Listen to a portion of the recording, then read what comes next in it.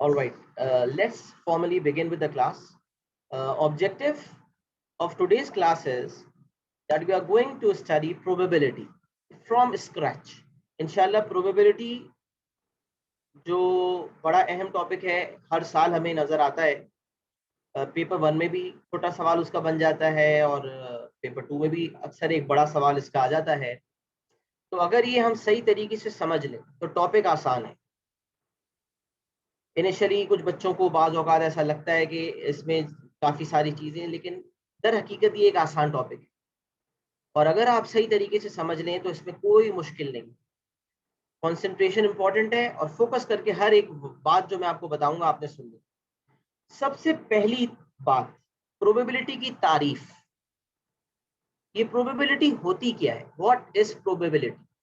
तो यहाँ प्रोबेबिलिटी की तारीफ मेंशन्ड है। प्रोबेबिलिटी रेफर्स टू लाइक्लीहुड और अकरेंस ऑफ एन इवेंट। किसी इवेंट के लाइक्लीहुड या उसके अकरेंस के चांसेस को प्रोबेबिलिटी कहा जाता है।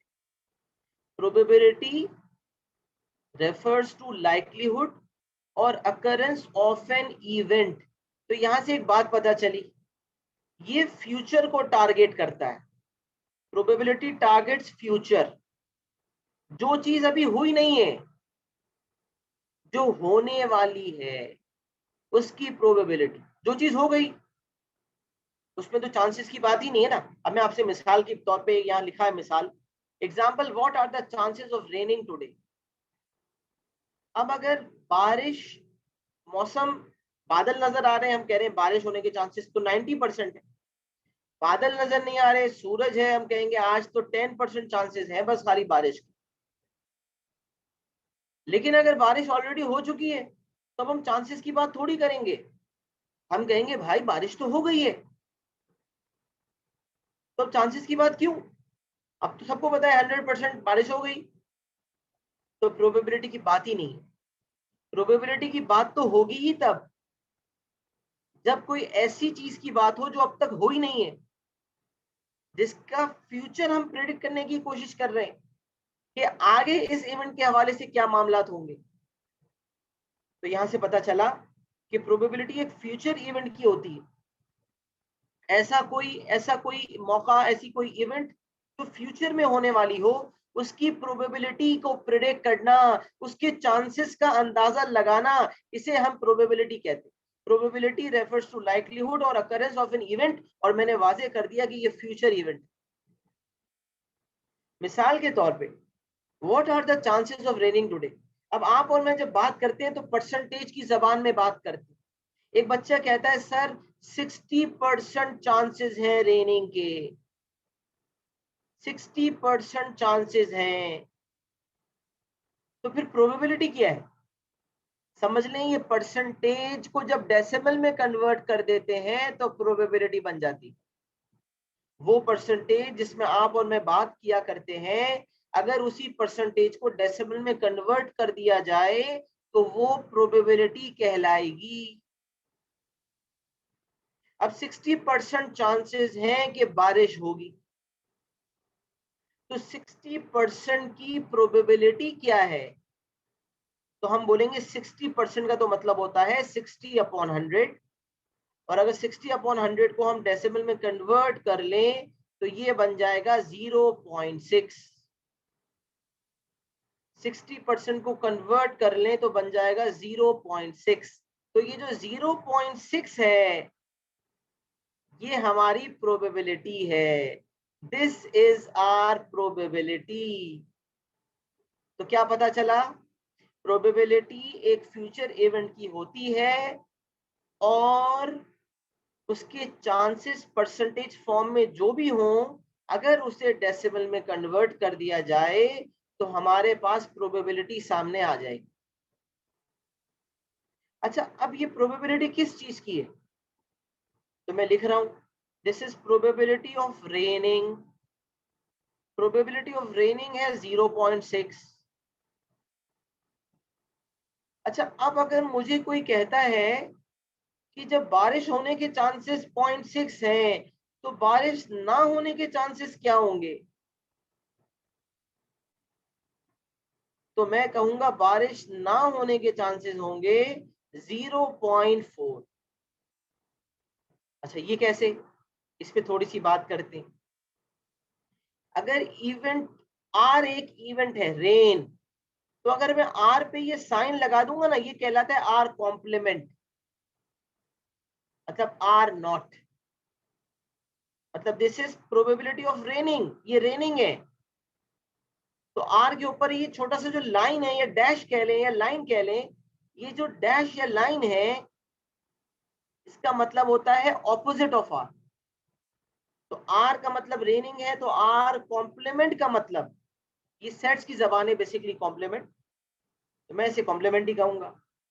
तो आर कॉम्प्लीमेंट का मतलब होता है नॉट रेनिंग। तो जब रेनिंग की प्रोबेबिलिटी 0.6 है, तो नॉट रेनिंग की 0.4 कैसे आई? 1 में से 0.6 को हमने माइनस कर दिया। तो यहां से पता चला कि अगर प्रोबेबिलिटी ऑफ नॉट रेनिंग निकालना चाहता हूं, तो 1 में से प्रोबेबिलिटी ऑफ रेनिंग को माइनस करना पड़ेगा। प्रोबेबिलिटी ऑफ नॉट रेनिंग निकालने के लिए 1 में से प्रोबेबिलिटी ऑफ रेनिंग को माइनस करना पड़ेगा। सवाल ये पैदा होता है, सर ये 1 में से क्यों माइनस करते हैं, जरा इसकी वजाहत भी कर दें।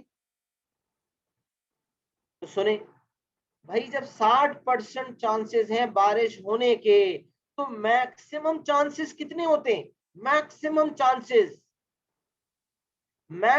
चांसेस होते हैं 100%। मैक्सिमम हमेशा 100% होता है। कोई भी चीज अगर होगी, मैं कह रहा हूं 100% आज बारिश होगी, ज्यादा से ज्यादा चांसेस तो 100% ही है ना। 100% से ज्यादा तो चांसेस नहीं हो सकते। तो मैक्सिमम चांसेस होते हैं, मैक्सिमम प्रोबेबिलिटी। तो मैक्सिमम परसेंटेज 100% है, तो मैक्सिमम प्रोबेबिलिटी 1 हो जाएगी। तो यहां से उसूल सेट हुआ कि प्रोबेबिलिटी कभी 1 से ज्यादा नहीं होगी, प्रोबेबिलिटी हमेशा मैक्सिमम 100% होगी। मैक्सिमम प्रोबेबिलिटी हमेशा 100% होगी।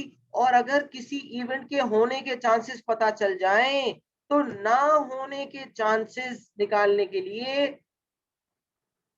1 में से होने के चांसेस को माइनस कर दूंगा। तो ये बिल्कुल वैसा ही है कि अगर बारिश होने के चांसेस 60% है, तो ना होने के चांसेस क्या हो जाएंगे?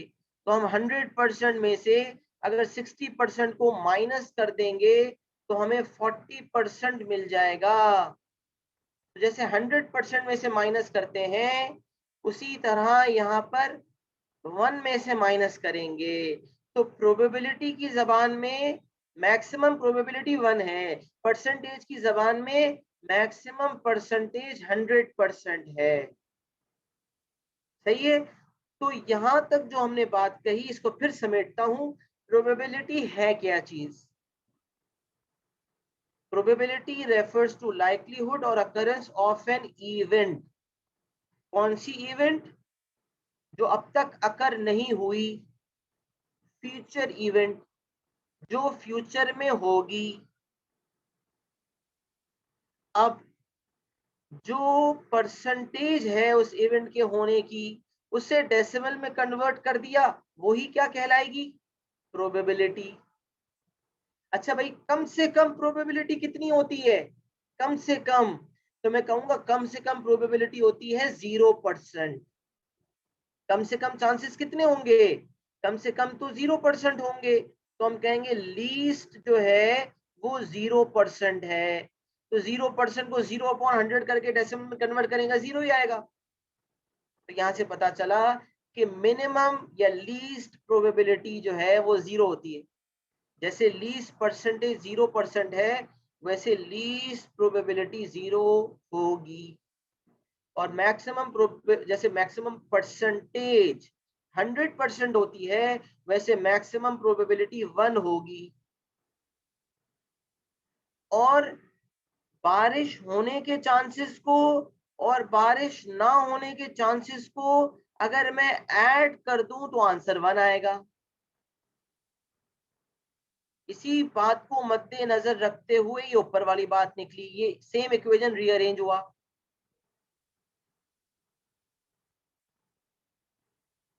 लेट्स सपोज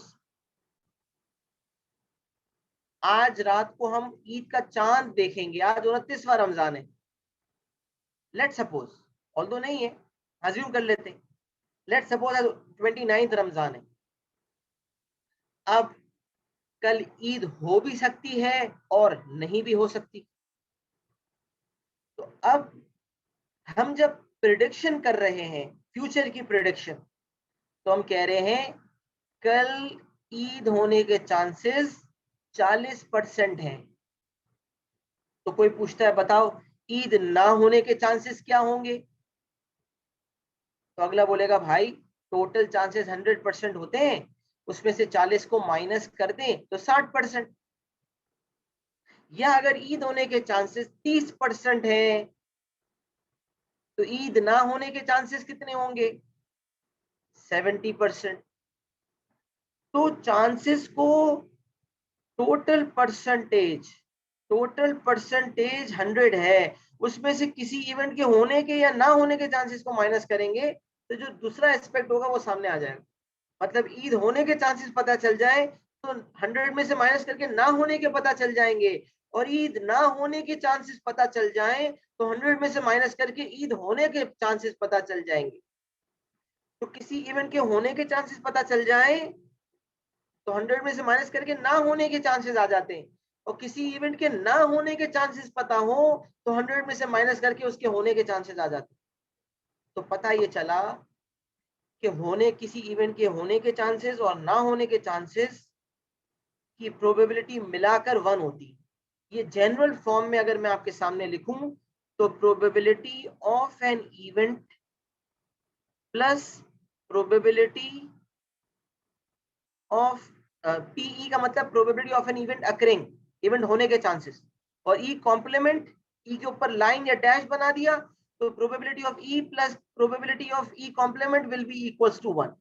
किसी इवेंट के होने के चांसेस एंड ना होने के चांसेस मिला दिए जाएं तो वो 1 होता है, और 1 का मतलब होता है 100%। 1 के मतलब क्या होता है, 1 का मतलब होता है 100%। तो यहां तक हमने प्रोबेबिलिटी की तारीफ समझी है कि फ्यूचर इवेंट को टारगेट किया जाता है, हमने ये समझा है कि परसेंटेज को हम प्रोबेबिलिटी में कन्वर्ट करते हैं, हमने ये समझा है कि लीस्ट प्रोबेबिलिटी 0 होती है और मैक्सिमम प्रोबेबिलिटी 1 होती है। तो अक्सर आप किताबों में ये चीज लिखी हुई देखेंगे, probability of an event lies between 0 and 1। इसका मतलब क्या हुआ, इसका मतलब हुआ प्रोबेबिलिटी कभी नेगेटिव में नहीं होती, प्रोबेबिलिटी कभी भी नेगेटिव में नहीं होती, और प्रोबेबिलिटी कभी 1 से ज्यादा भी नहीं होती। अगर कैलकुलेशन करते हुए कभी प्रोबेबिलिटी निकाल लें हम और वो 1 से ज्यादा आ जाए तो इसका मतलब हमने कोई ब्लंडर किया है, या प्रोबेबिलिटी नेगेटिव में आ जाए तो भी हमने कोई ब्लंडर किया है। तो प्रोबेबिलिटी हमेशा 0 या उससे ज्यादा होगी, 0 भी हो सकती है, 0 भी हो सकती है। अब मैं आज बैठा हुआ हूं और मैं कहूं कल कल जो है ईद होने के चांसेस क्या है, तो भाई कल ईद होनी कैसे हो सकती है यार, ईद तो रमजान के बाद होती है, या ईद तो जो है वो जिलहज के महीने में होती है या शव्वाल के महीने में होती है, शव्वाल शुरू हो गया है, कल तो ईद नहीं हो सकती, ईद तो गुजर गई। तो सब बोलेंगे कल ईद होने के चांसेस 0% है। जब ईद होने के चांसेस 0% है तो ना होने के कितने हो गए, ना होने के 100% हो गए। तो कम से कम 0 है और ज्यादा से ज्यादा 100 है। तो प्रोबेबिलिटी की जबान में कम से कम प्रोबेबिलिटी 0 है और ज्यादा से ज्यादा प्रोबेबिलिटी 1 है, आसान भाषा, सही है। तो लीस्ट प्रोबेबिलिटी 0, मैक्सिमम प्रोबेबिलिटी 1, ये बिल्कुल बेसिक बात हो गई। और फिर किसी इवेंट के होने के और ना होने के चांसेस मिला दिए जाए तो 1 आता है। तो फिर अगर किसी इवेंट के होने के चांसेस पता चल जाए, इसको रीअरेंज कर लिया, तो अगर प्रोबेबिलिटी ऑफ इवेंट पता है और नॉट इवेंट निकालनी है तो हम इसको रीअरेंज कर देंगे कि probability of event not occurring is equals to 1 minus probability of event occurring, या vice versa, probability of event occurring can be equals to 1 minus probability of event not occurring। पता चला इवेंट होने के chances पता चल जाए तो ना होने के आ जाएंगे, ना होने के पता चल जाए तो होने के आ जाएंगे। कैसे आएंगे? 1 से माइनस करके। क्यों? क्योंकि 1 मैक्सिमम प्रोबेबिलिटी है, उसी में से माइनस करके निकालते। ये चीज यहाँ पर लिखी हुई थी। Probability of event A occurring is 0.6। Probability of A जो है वो 0.6 है। तो probability of event not occurring क्या आएगा? 0.4। कैसे आया भाई? 1 में से माइनस करके, 1 में से 0.6 को माइनस करके। इवेंट होने के चांसेस पता चल जाए या ना होने के पता चल जाए, दूसरा पर्सपेक्टिव जो होगा वो 1 से माइनस करके आ जाए। अब आ जाते हैं थोड़े प्रैक्टिकल एग्जांपल्स की जाने। अब थोड़ी प्रैक्टिकल एस्पेक्ट की तरफ आ जाते हैं। सही है? अच्छा, अब एग्जाम्पल्स क्या हैं? ये थोड़ी सी एग्जाम्पल्स की बात करते हैं, कुछ चीजें और हमें समझ आएंगी।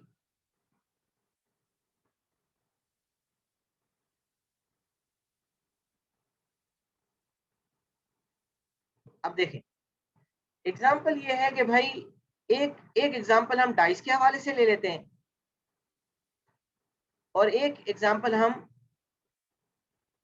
कॉइन के हिसाब से ले लेते हैं। अच्छा, अब सबसे पहली समझने वाली बात ये है कि सर ये तो आपने प्रोबेबिलिटी परसेंटेज फॉर्म में आपने प्रोबेबिलिटी की बात की, प्रोबेबिलिटी की आपने जो बात की वो परसेंटेज फॉर्म में की। सही है? अब अगर प्रोबेबिलिटी हमें निकालनी है तो प्रोबेबिलिटी निकलती कैसे? तो ये प्रोबेबिलिटी का फॉर्मूला है। प्रोबेबिलिटी ऑफ इवेंट अगर निकालना चाहते हैं तो फॉर्मूला क्या है? N E upon N T. यहां मैं दोबारा लिख रहा हूं, प्रोबेबिलिटी ऑफ इवेंट अगर निकालना चाहते हैं तो number of outcomes in that event divided by number of total possible outcomes. ये बात यहां वाजे तौर पे लिखी हुई, आप देख सकते हैं। Probability of event is number of outcomes in that event divided by number of total possible outcomes. और वाजे किया हुआ है कि NE का मतलब है number of outcomes in the event और NT का मतलब है number of total possible outcomes. अब इसकी एप्लीकेशन में आपको सिखाता हूं, अभी रुक जाए। अब तक मैंने कोई फॉर्मूला की बात ही नहीं की थी, खाली बस मैंने ये E और E नॉट का कनेक्शन बनाया था कि इनकी प्रोबेबिलिटी मिला के 1 होती और मैक्सिमम प्रोबेबिलिटी 1 होती है और लीस्ट 0 होती।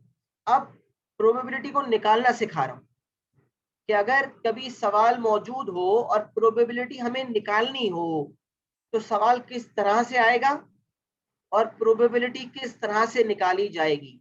ये कुछ अहम बातें हैं जो हम समझेंगे।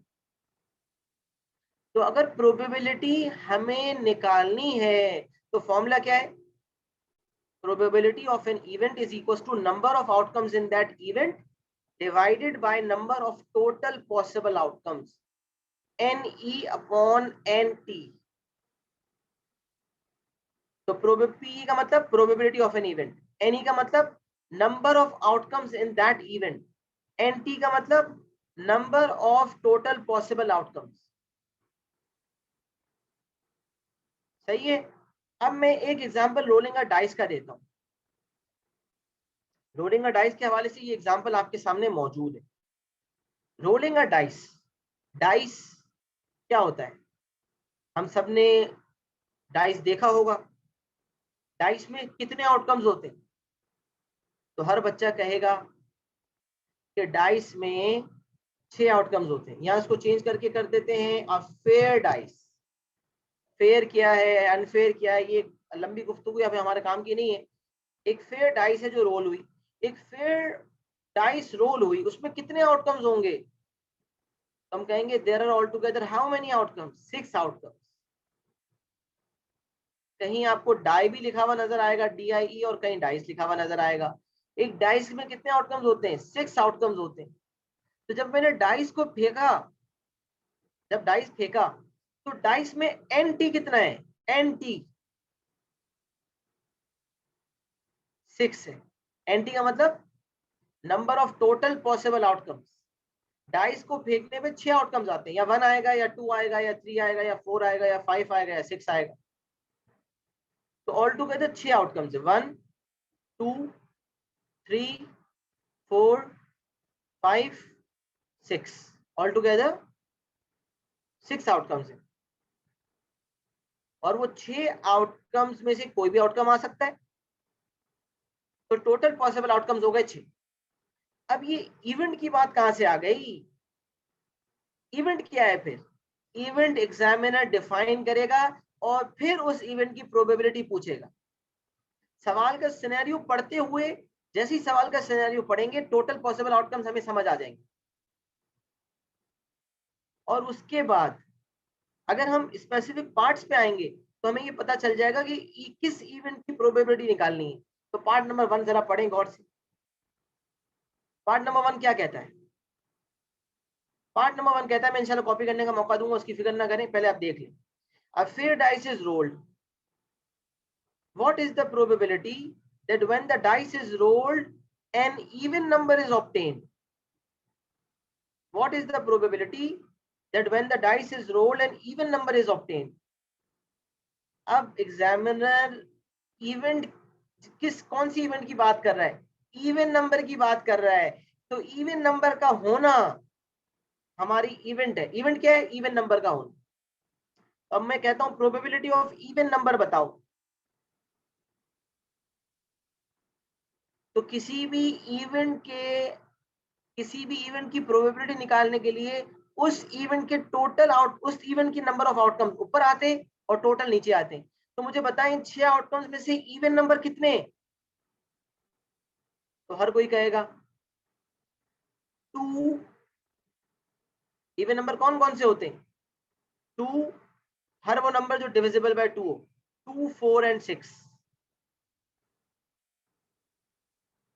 टोटल आउटकम्स हैं 6। टोटल आउटकम्स हैं 6 और इवन नंबर है 3। तो अगर मैं डाइस फेंकता हूं और मैं पूछता हूं, बताओ बच्चों इवन नंबर के चांसेस कितने होंगे? आप बोलेंगे सर आधे नंबर इवन है, 50% चांसेस होंगे। एक लॉजिकल माइंड ये कहेगा। तो प्रोबेबिलिटी के फॉर्मूला की एप्लीकेशन के मुताबिक अगर प्रोबेबिलिटी ऑफ इवन नंबर निकालना है तो नंबर ऑफ इवन आउटकम्स, वही बात, number of outcomes in the event या number of even outcomes divided by total possible outcomes. तो इवन नंबर्स कुल मिला के 3 है, टोटल पॉसिबल आउटकम्स कुल मिला के 6 है। तो प्रोबेबिलिटी हो जाएगी 3 डिवाइडेड बाय 6। और सिंप्लीफाइड फॉर्म में ये हो जाएगी 1/2। और फ्रैक्शन में छोड़ना चाहते हैं फ्रैक्शन में छोड़ दें, डेसिमल में कन्वर्ट करना चाहते हैं तो डेसिमल में 0.5। अगर सिंप्लीफाई करने का ऑप्शन सिंप्लीफाई कहेगा, सिंप्लीफाई ना करें तो 3/6 भी एक्सेप्टेबल हो जाएगा। लेकिन मैं आपको रिकमेंड करूंगा हमेशा सिंप्लीफाइड फॉर्म में आंसर दें, क्योंकि अक्सर वो लिखता भी है giving your answer in your simplest form. तो 1/2 भी एक्सेप्टेबल है और 0.5 भी एक्सेप्टेबल है। लिहाजा ये बात यहां से पता चली कि अगर कभी हमें सवाल के सिनेरियो के मुताबिक प्रोबेबिलिटी निकालनी है तो हम ये देखेंगे कि टोटल आउटकम्स कितने हैं और हम ये देखेंगे कि उस इवेंट के होने के चांसेस, उस इवेंट के कितने आउटकम्स हैं। तो जिस इवेंट की प्रोबेबिलिटी निकालनी है उसके आउटकम्स ऊपर आते हैं, टोटल पॉसिबल आउटकम्स उस सिनेरियो के मुताबिक नीचे आते हैं, डिवाइड करते हैं तो प्रोबेबिलिटी आ जाती है। अब इसका सेकेंड पार्ट देखते हैं। What is the probability that a number greater than 4 is obtained? क्या चांसेस है कि जो नंबर आए वो ग्रेटर देन 4 हो? तो probability of a number greater than 4 के चांसेस क्या हैं? तो अब मैं देखूंगा कि नंबर ऑफ आउटकम्स कितने हैं उस इवेंट में। ग्रेटर देन 4 वाले आउटकम्स कितने नंबर्स हैं जो ग्रेटर देन 4 हैं? तो एक 5 है और एक 6 है। कितने आउटकम्स जो ग्रेटर देन 4 है? 2 आउटकम्स हैं, एक 5 है और एक 6 है। यहां मैं लिख रहा हूं ग्रेटर देन 4 में या तो 5 हो सकता है या 6 हो सकता है। इसका मतलब 2 आउटकम्स हैं जो ग्रेटर देन 4 है। तो number of outcomes in the event 2 outcomes. Total possible outcomes dice में कितने? 6। 2/6 विच इज 1/3। अच्छा, अब अगर कभी हम डेसिमल में कन्वर्ट करते हैं 1/3 अगर डेसिमल में कन्वर्ट करेंगे ना तो 0.3333 आता रहेगा। तो यहाँ सीआई की इंस्ट्रक्शन कहती है कि अगर नॉन एग्जैक्ट आंसर्स हो, नॉन एग्जैक्ट, जैसे ये चलता जाएगा कैलकुलेटर में, तो you have to give your answer in 3 significant figures. तो फिर इस केस में अगर कोई डेसिमल में देता है और अगर वो सिर्फ 0.3 लिख देता है तो मार्क गया, कट गया मार्क। तो उसे कितने सिग्निफिकेंट फिगर में आंसर देना है? 3 सिग्निफिकेंट फिगर। तो अगर कोई डेसिमल में देगा तो वो 0.333 देगा, लेकिन अगर एग्जैक्ट मांगा किसी ने तो 1/3 देना पड़ेगा। तो फिर से डेसिमल में करना तो बेकार है, फिर हम फ्रैक्शन में ही छोड़ दें। हाँ भाई, ऐसा ही समझे, तो बेहतर है कि आप फ्रैक्शन में ही छोड़ दें, डेसिमल की झंझट में यहाँ पड़े ही ना। हाँ, अगर कहेगा expressing your answer as a decimal तो फिर डेसिमल में करेंगे। नॉन एग्जैक्ट आंसर को 3SF में करते हैं, लेकिन एक रिक्वायरमेंट है, unless otherwise stated. Unless otherwise stated क्या मतलब? अगर एग्जामिनर ने कुछ अदरवाइज स्टेट किया हुआ है कि भाई आपने आंसर 2 सिग्निफिकेंट फिगर में देना है, तो फिर जनरल इंस्ट्रक्शन लागू नहीं होगी, एग्जामिनर की उस सवाल की इंस्ट्रक्शन लागू होगी और आंसर 2SF में दिया जाएगा। लेकिन एग्जामिनर ने कुछ नहीं कहा, एग्जामिनर खामोश है, तो जनरल इंस्ट्रक्शन कहती है आपने 3SF में आंसर देना। जनरल इंस्ट्रक्शंस क्या कहती हैं कि आपने 3 सिग्निफिकेंट फिगर्स में आंसर देना है। ये बातें आपने पहले भी सुनी हुई होंगी यकीनन, और आप फिर सुन रहे हैं, और ये इंशाल्लाह आप सुनते रहेंगे क्योंकि ये बात मैं रिपीट करता रहता हूँ। सही है। तो ये हो गया डाइस रोलिंग के हवाले से हमारा एक एग्जाम्पल, जिसके अंदर हमने ये समझ लिया कि डाइस कैसे रोल की जाती है। अच्छा, अब और मामले को समझने के लिए एक और एग्जाम्पल देखते हैं।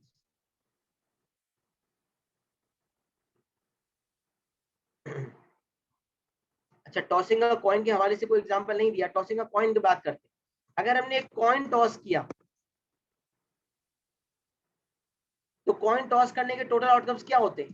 कॉइन या तो हेड होता है या टेल होता है, हेड टेल। तो अगर मैं टॉसिंग अ कॉइन में टोटल पॉसिबल आउटकम्स की बात करूं तो कितने आउटकम्स होते हैं? 2। अब मुझे कहता है find the probability of obtaining a head,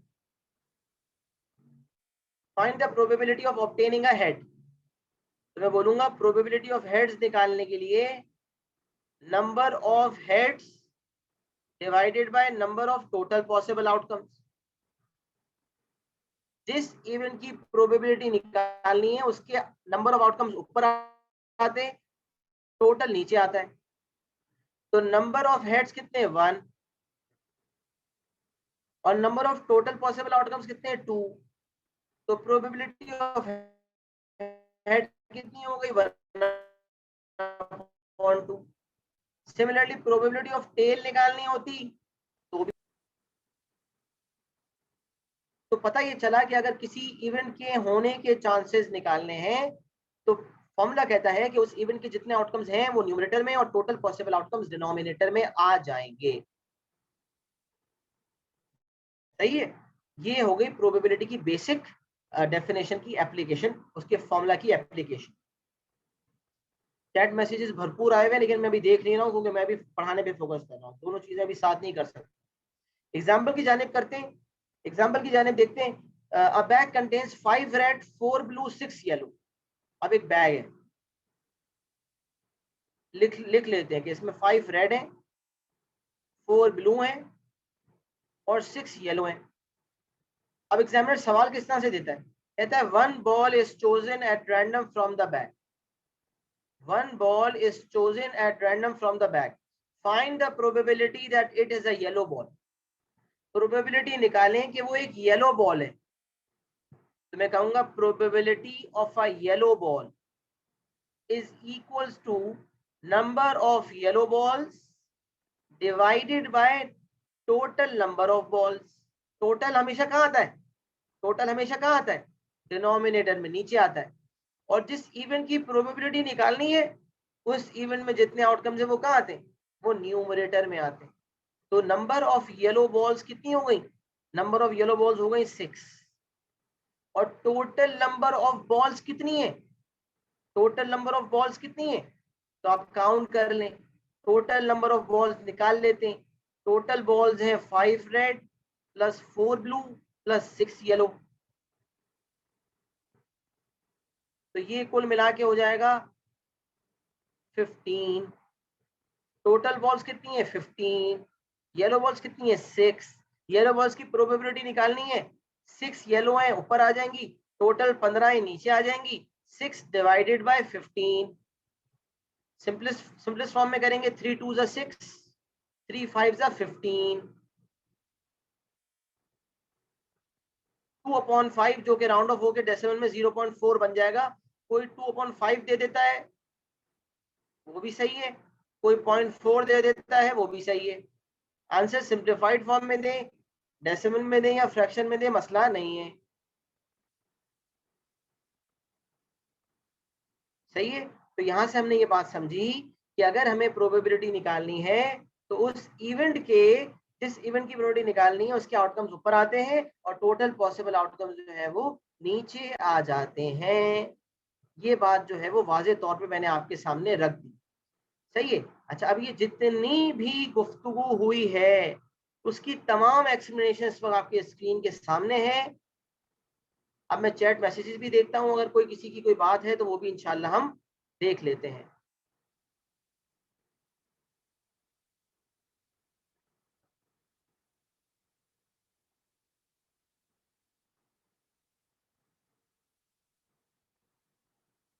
देखिए, मैं पूछूं आप लोगों से ना तो आप लोग रिस्पॉन्ड किया करें, जो चैट पे मैसेज आ रहे होते हैं ऐसा लगता है पता नहीं क्या हो गया।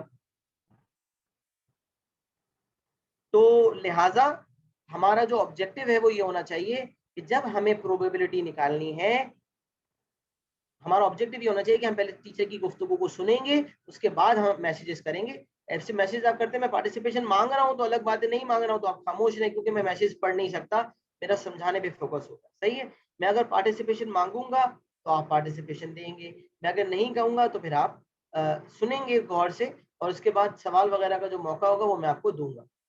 अब देखिए, जो लेट जॉइनर्स होते हैं ना, ये बड़ा प्रॉब्लम होता है। कुछ बच्चे कह रहे हैं हमने लेट ज्वाइन किया है, हमें दोबारा समझाएं। ये चीज़ बड़ी मुश्किल होती है मैनेज करना, जबकि मैं पिछले आधे घंटे से कॉन्स्टेंटली बोल रहा हूँ, तो मैंने बहुत कुछ बोला है, बहुत कुछ समझाया है। अब मैं रिव्यू तो चले दे दूंगा, लेकिन हर एक बात तो दोबारा नहीं बोल सकता ना।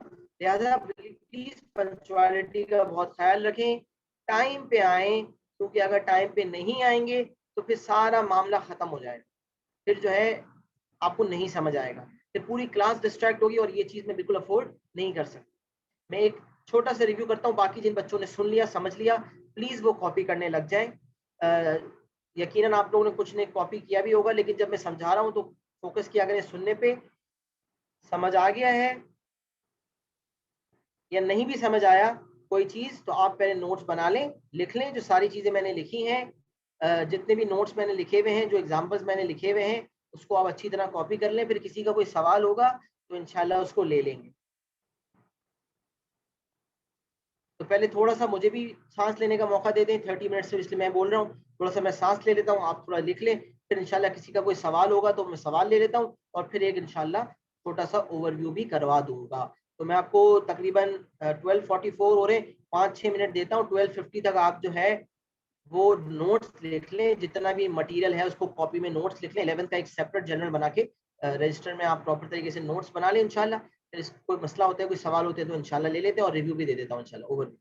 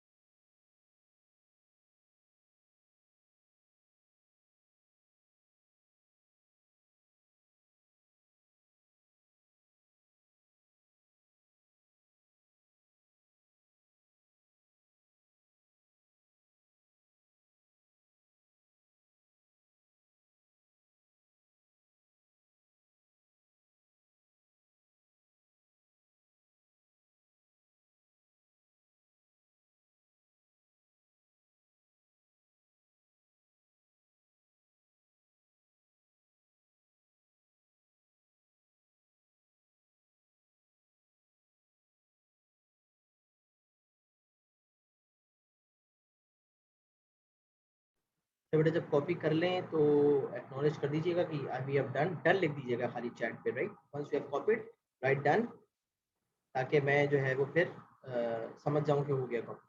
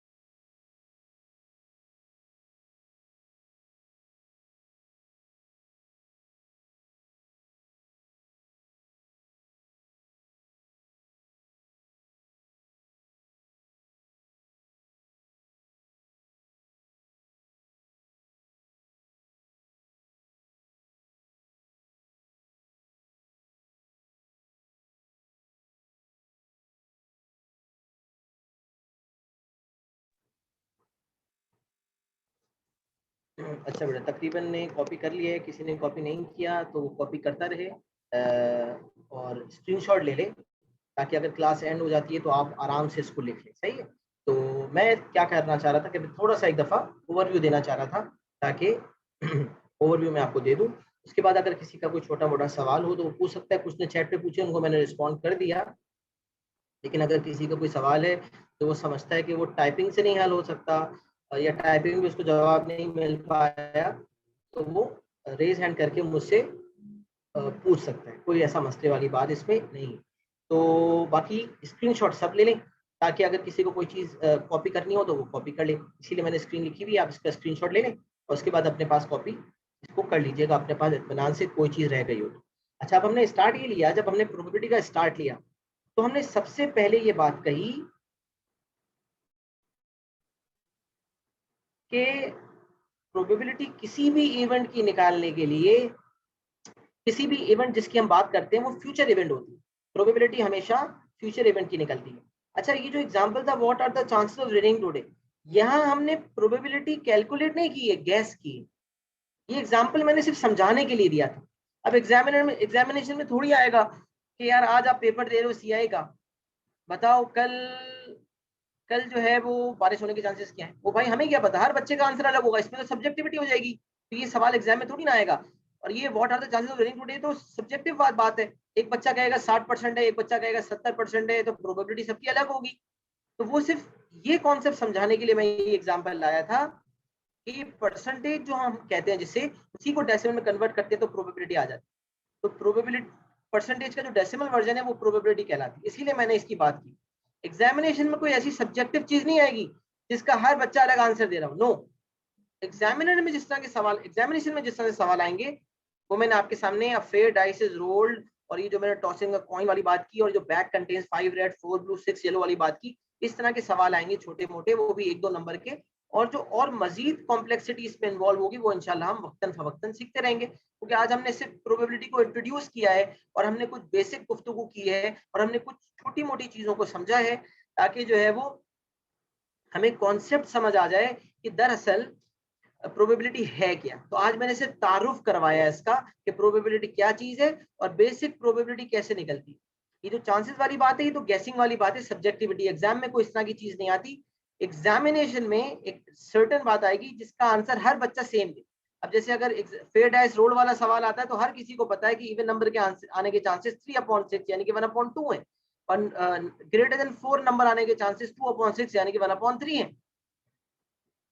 तो यहाँ कंक्लूजन ये ड्राइव हुआ कि प्रोबेबिलिटी हमेशा फ्यूचर इवेंट की निकलती है। मैक्सिमम प्रोबेबिलिटी 1 होती है और मिनिमम प्रोबेबिलिटी 0 होती है। 0 से कम प्रोबेबिलिटी नहीं हो सकती, नामुमकिन। 1 से ज्यादा नामुमकिन, क्योंकि लीस्ट कम से कम परसेंटेज 0% होती है, प्रोबेबिलिटी 0 हो गई। और मैक्सिमम परसेंटेज 100% होती है, प्रोबेबिलिटी 1 हो गई। तो probability of any event will be lying between 0 and 1।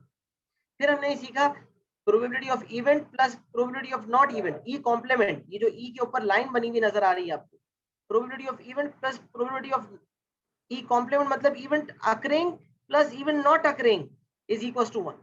Occur होने के चांसेस प्लस नॉट अकर होने के चांसेस मिला के आंसर 1 आता है।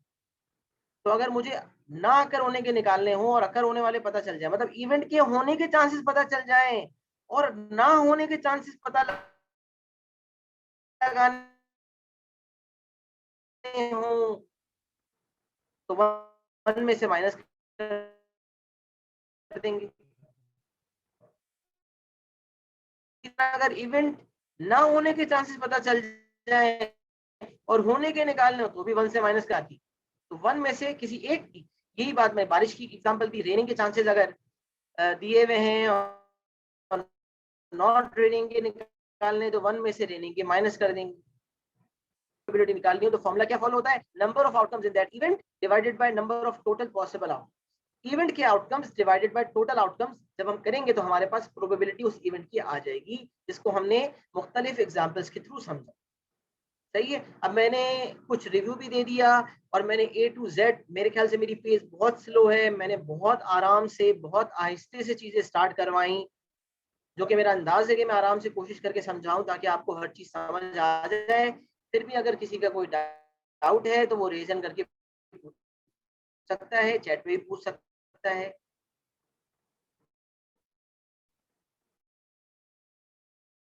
चलिए, मोहम्मद माफ का सवाल है, मोहम्मद माफ सर सवाल ले। जी मोहम्मद माफ, पूछे, सवाल सर पूछे। सर ये मतलब एक एक स्टेप बताना पड़ेगा, जैसे number of total possible outcomes है, तो इसको भी हमें प्लस करके बताना पड़ेगा। अगर हम एग्जाम में नहीं बताएं तो इससे हमारे मार्क्स तो नहीं कटेंगे, मतलब एक स्टेप स्किप तो नहीं होगा नहीं ना नहीं स्टेप? नहीं, देखो, अरे बिल्कुल भी स्किप नहीं होगा। ये तो मैं समझा रहा हूँ एज अ टीचर, तो मैं हर चीज को वाजे करके बता रहा हूँ। लेकिन ये जो इतनी सिंपल एडिशन वगैरह है जो मेंटली आप कर सकते हो, ये हर स्टेप को दिखाना एग्जामिनेशन के लिए जरूरी नहीं है। उसकी आप फिक्र ना करो। आप डायरेक्ट 6/15 लिखोगे, सिंप्लीफाई करके 2/5 लिखोगे, आपको आंसर में मार्क्स मिल जाए। सही है। ये सिर्फ एज अ टीचर क्योंकि मैं समझा रहा हूँ, तभी जो है वो मैं हर चीज को ज्यादा वाजे कर रहा हूँ। लेकिन बाकी सब जरा अपना फीडबैक दे दें कि क्या हमें समझ आया, प्रोबेबिलिटी सही से समझ आ गया, अच्छा समझ आ गया, कॉन्सेप्ट समझ आ गया, क्या है प्रोबेबिलिटी। प्लीज अपनी राय से आगाह करें और फीडबैक शेयर कर दें चैट बॉक्स में। शाबाश, जल्दी।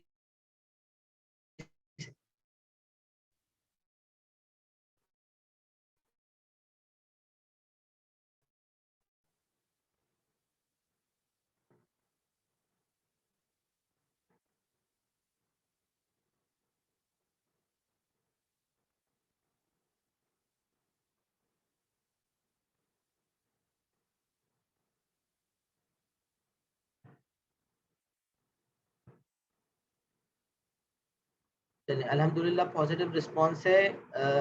सब जब रिस्पांस मांगो तो कोशिश करके सब रिस्पांस दिया करें। अल्लाह के फजल करम से प्रोबेबिलिटी की पहली क्लास सक्सेसफुली हमने डिलीवर कर दी है। उसमें हमने बेसिक प्रोबेबिलिटी की बात भी की और हमने कुछ एग्जाम्पल्स भी देखे और बेसिक कॉन्सेप्ट को अंडरस्टैंड किया। जितना मैंने पढ़ाया है वाजे हो जाए, उसको नेक्स्ट क्लास में आप रिव्यू करके आएंगे और रिव्यू करके आने के बाद आप जो है, जब नई नॉलेज में पढ़ाऊंगा तो आपको ज्यादा बेहतर अंदाज में समझ आएगी। अगर आप रिव्यू नहीं करेंगे रेगुलरली, आपको मुश्किल हो। अभी आपने और कुछ नहीं करना, जितने भी नोट्स हैं स्क्रीनशॉट आप ले चुके हैं, अगर कोई चीज़ नहीं लिखी हुई है उसको लिख लीजिएगा, प्रॉपर नोट्स बना लें, प्रॉपर एक जर्नल मेंटेन रखें अपना, प्रॉपर अलग से एक सेपरेट जर्नल रखें जिसमें सारी चीज़ें जो हैं वो मौजूद हों, ताकि आपको एंड में रिव्यू करने में आसानी हो। रिव्यू करके इंशाल्लाह नेक्स्ट क्लास में तशरीफ लाइएगा, ताकि जब नेक्स्ट क्लास में नॉलेज को आगे ले जाऊँ तो आपको प्रॉपर तरीके से समझ आ जाए। सही है? चलें इंशाल्लाह क्लास को इसी नोट पे एंड करते हैं कि आप सब अपना बहुत ख्याल रखेंगे, अपना बहुत ख्याल रखिएगा।